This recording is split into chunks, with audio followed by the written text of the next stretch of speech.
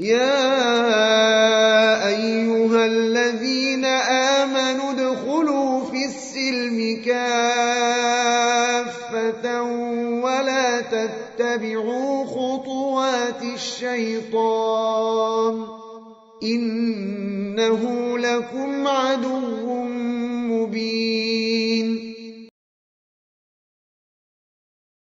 Ibadallah, wahai hamba Allah, wal mautu la yufarriqu baina saghirin wa kabir wa dhakarin aw untha wa baina sahihin wa marid.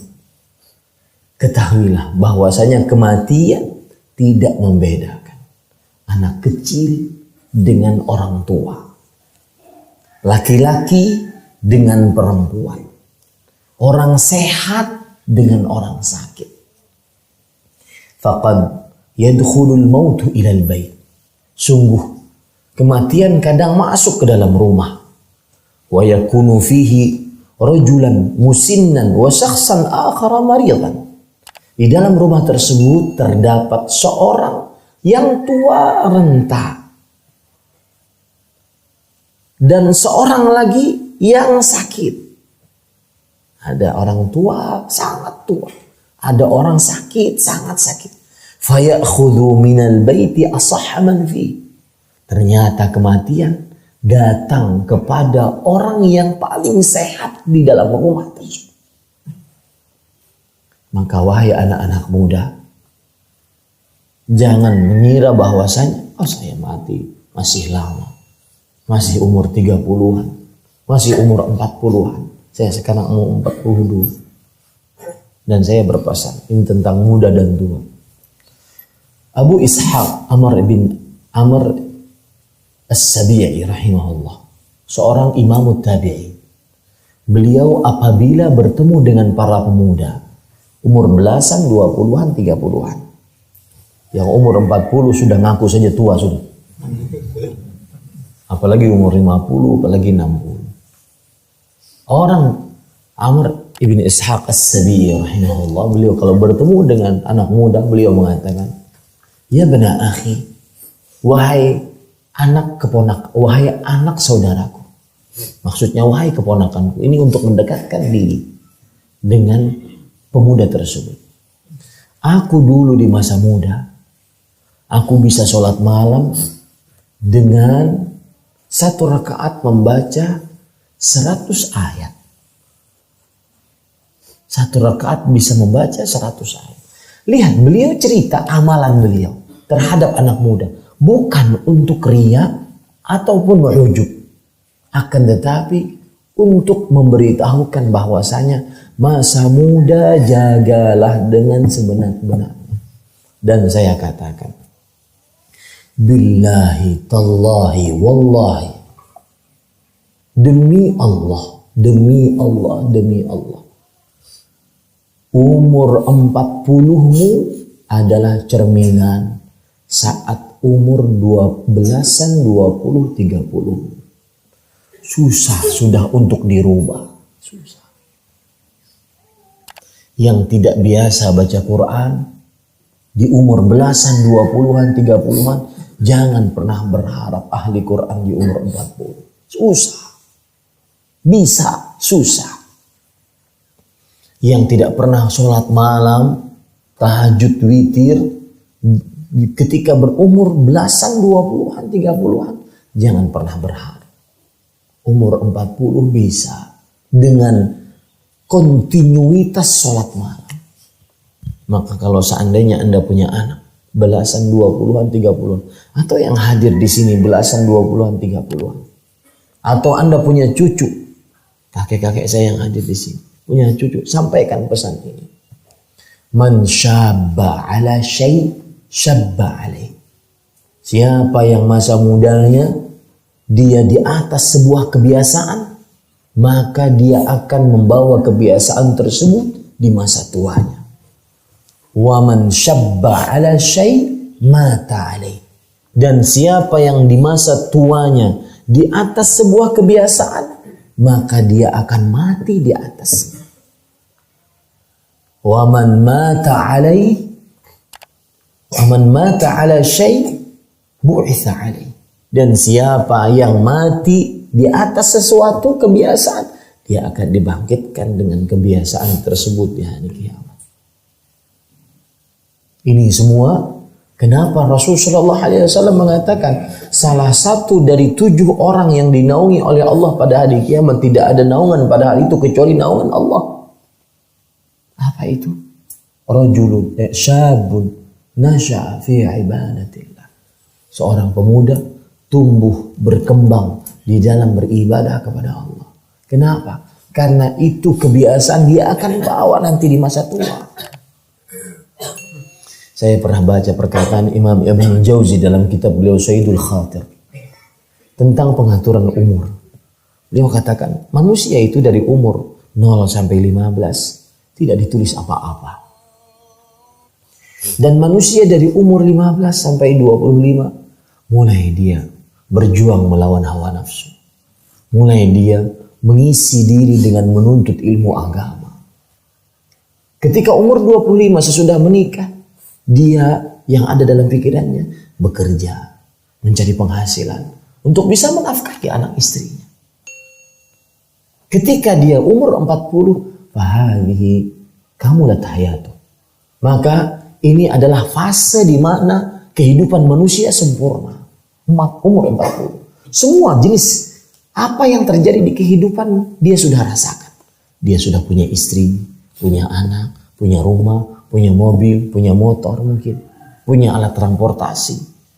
Berbagai macam fase kehidupan. Ini yang paling utama. Makanya kadang-kadang umur 40 itu ya, kebanyakan laki-laki ingin poligami. Kenapa? Karena dia sudah merasakan, oh ternyata seperti ini kehidupan.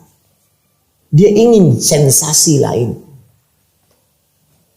Tetapi sebenarnya umur 40 itulah mulai orang-orang dari umur 40 sampai 50 sampai 60 mulai orang-orang kembali ke kampungnya. Mulai dia lebih dekat dengan masjid. Mulai dia lebih mengumpulkan bekal untuk kehidupan setelah kematian. Apalagi kalau sudah umur 60 yang ada dalam pikirannya cuma sebuah tempat. 0,5 meter kali 2,5 meter, dalamnya 5 meter. Bagaimana nanti akan saya hidup di dalam situ? Sendirian, tidak membawa apa-apa. Anak tidak bisa menolong, istri tidak bisa menolong kecuali dengan doanya. Ketika umur seperti itu yang harus kita pikirkan. Kalau sudah berumur 60 sampai 80, kata Imam Ibn Jauzi rahimahullah, yang ada itu hanyalah sisa-sisa ibadah dalam keadaan lemah. Ikut pengajian tidak bisa. Kalau malam-malam ikut pengajian sampai 9:30 di malam, besok paginya masuk angin. Nah, hanya sisa-sisa. Beribadah, baca Quran pelan, karena mata sudah rabun.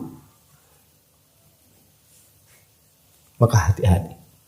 Saya berpesan kepada adik-adik, belasan, 20-an, 30. Demi Allah, jenggot ini saksinya. Uban jenggot yang sudah beruban ini saksinya.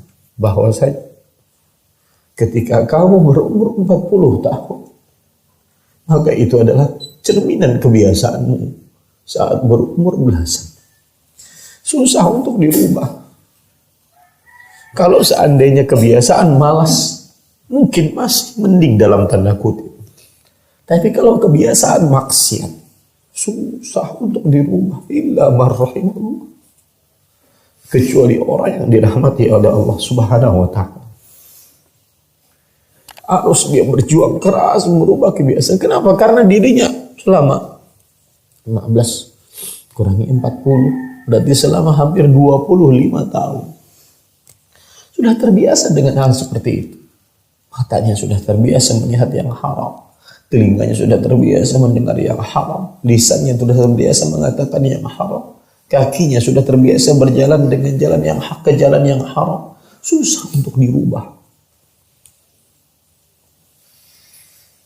Nah, makanya para ikhwah, Syekh mengatakan wal mautu la yufarriqu baina shaghir wa kabir.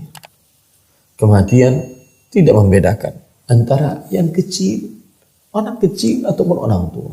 Kalau sudah batasnya datang, maka dia pasti mati. Allah berfirman dalam surat Al-A'raf ayat 34. فَإِذَا جَاءَ أَجَلُهُ لَا يَسْتَأْخِرُونَ سَاعَةً وَلَا يَسْتَقْدِمُونَ. Jika telah datang batas waktu mereka, tidak akan terlambat walau sekejap pun, dan tidak akan terlalu cepat. Allah juga berfirman di dalam surat Ar-Ra'd ayat 38. Likulli ajalin kitab. Setiap batas waktu sudah tertulis di dalam kitab Lauhul Mahfuz. Dimanapun Anda, kalau sudah datang batas waktunya, kematian pasti mendatangi. Allah berfirman dalam surat Nisa ayat 78. Aina ma takunu yudrikumul maut. Dimanapun kalian berada, kematian akan menghadangi kalian. Dalam surat Al-Jumu'ah ayat 8, Allah Subhanahu wa taala berfirman, "Qul innal mauta alladhi tafirruna minhu fa innahu mulaqikum." Katakan, wahai Muhammad sallallahu alaihi wasallam, sesungguhnya kematian yang kalian lari darinya, takut terhadapnya, sesungguhnya ia akan menghampiri kalian. Allah sangat mungkin mewafatkan kita pada umur-umur yang kita masih sehat, berjalan tegak. Karena kematian tidak membedakan, itu yang harus kita ingat. Tidak membedakan antara anak kecil dengan orang tua, antara laki-laki dengan perempuan, antara orang sakit dengan orang sehat. Kematian la yumayyizul mautu baina saghirin wa kabir. Tidak membedakan antara anak kecil dengan orang tua. Dan perkataan ini persis sama dengan perkataan syekhnya, yaitu Syekh Muhammad bin Shalih Al-Utsaimin rahimahullah, salah seorang syekh dari Syekh Abdul Razak. Beliau mengatakan,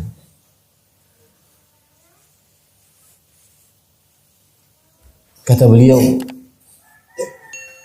alal insan, hendaknya seorang manusia yuhadziru nafsa, dia memperingatkan terus dirinya, fa inna laisa lil mauti ajalun ma'lum indana. Kematian kita tidak memiliki ilmunya, kapan batas waktu kita. Ini yang jadi masalah. Kita tidak tahu kapan batas waktu kita. Apalagi di zaman sekarang, persis yang disebutkan oleh Rasulullah SAW. Termasuk tanda hari kiamat adalah kathratu mautil faja'ah, banyaknya kematian mendadak. Kemarin beberapa pekan yang lalu saya ta'lim ke Jakarta. Jadwal saya setiap bulan. Pengurus masjid mengatakan, Ustadz, ada pengurus masjid kami meninggal saat takbir pertama sholat Jumat. Saat takbir pertama sholat Jumat. Saya langsung bertanya, apa amalannya? Beliau mengatakan, beliau tidaklah keluar dari masjid kecuali seluruh urusan masjid selesai. Para ikhwah, harus diyakini baik-baik. Usaha tidak pernah membohongi hasil. Itu kaidah dalam hidup. Sebesar usahamu, itulah hasilmu yang akan engkau dapat. Innallaha la yudhi'u ajral muhsinin. Allah tidak menyia-nyiakan pahala orang-orang yang berbuat ihsan. Innallaha la yudhi'u imanakum. Allah tidak menyia-nyiakan amalan iman kalian. Usaha tidak membohongi hasil. Itu ingat baik-baik. Utsman bin Affan, ahli baca Quran, katabatil wahyi, termasuk seorang yang menulis wahyu, meninggal dalam keadaan membaca Al-Quran, walaupun saat sedang pemberontak masuk ke dalam rumah beliau. Umar bin Khattab, mujahid, usaha beliau tidak membohongi hasil.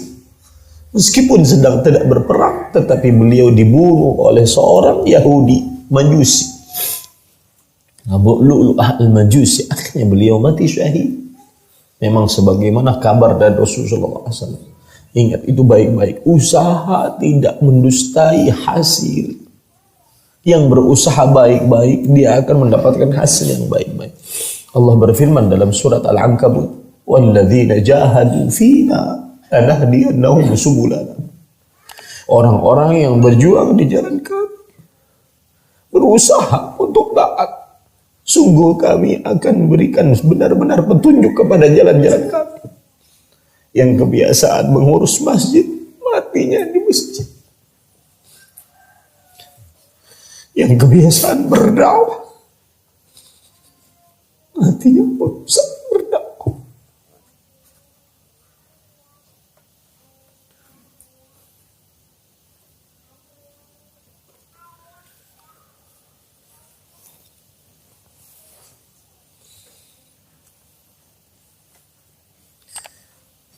Syekh mengatakan, "Lianna al-maut laysa lana ajalun ma'lum."